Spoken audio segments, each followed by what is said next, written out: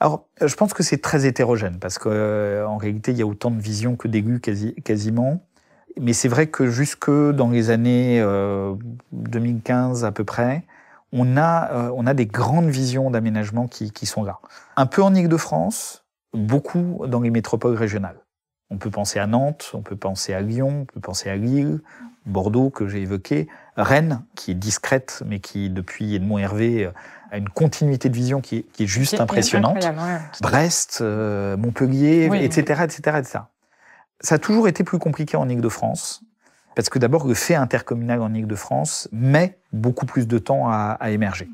Même s'il y a bien sûr des hétérogénéités, quand on regarde plein de communes, par exemple, qui a une culture de l'intégration intercommunale très forte, c'est aussi un territoire qui a eu, alors sous l'initiative de Patrick Braouzek initialement, de Mathieu Hanotin aujourd'hui, qui a eu qui a une culture du projet urbain comme étant à la fois un projet certes technique, mais d'abord politique. Par contre, ce qui arrive à très grande vitesse, et qui d'ailleurs est pour moi un vrai sujet d'inquiétude aujourd'hui, c'est que les élus sont de plus en plus seuls.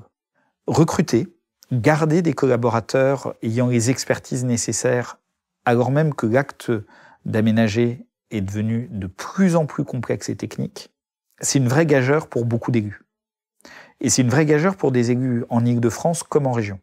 Là où c'est inquiétant, c'est que une vision politique qui n'est pas appuyée par la technicité nécessaire pour pouvoir faire... On ne peut pas se déployer. Non. Et d'ailleurs, elle amène même le contraire de ce qu'elle devrait produire.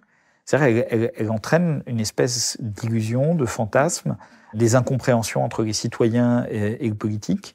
Et on voit, alors là je l'évoque sous le champ de l'aménagement, mais on voit dans plein d'autres domaines où on a des élus qui sont de plus en plus seuls pour pouvoir agir. Et je pense que c'est aussi cette solitude-là qui les amène à être un peu plus frileux. Oui, je comprends. Se rajoute, mais ça c'est très spécifique à 2020 et à l'année de la Covid, en 2020 notamment les nouveaux élus ont commencé leur mandat par de la gestion de crise. Là où un début de mandat est souvent le moment de la planification. Donc gestion de crise, gestion d'urgence, plus changement de vocabulaire. Les citoyens se sont invités dans un débat qui était quand même très peu investi jusqu'à il n'y a pas si longtemps que ça. C'est une très bonne chose, mais les attentes qui sont exprimées nécessitent une pédagogie, une compréhension de vocabulaire qui sont des vocabulaires nouveaux et que les élus, comme les techniciens d'ailleurs, n'avaient pas l'habitude de connaître. Pour prendre une dimension extrêmement technique, mais pour illustrer, si on prend le commerce de centre-ville, qui est essentiel pour la qualité du vivre ensemble. Si on prend cet élément-là, pendant très longtemps, le commerce de centre-ville, c'était une problématique de prévoir des mètres carrés de rez-de-chaussée au pied des immeubles. Aujourd'hui, vous faites ça quelque part, vous êtes à peu près sûr de vous planter.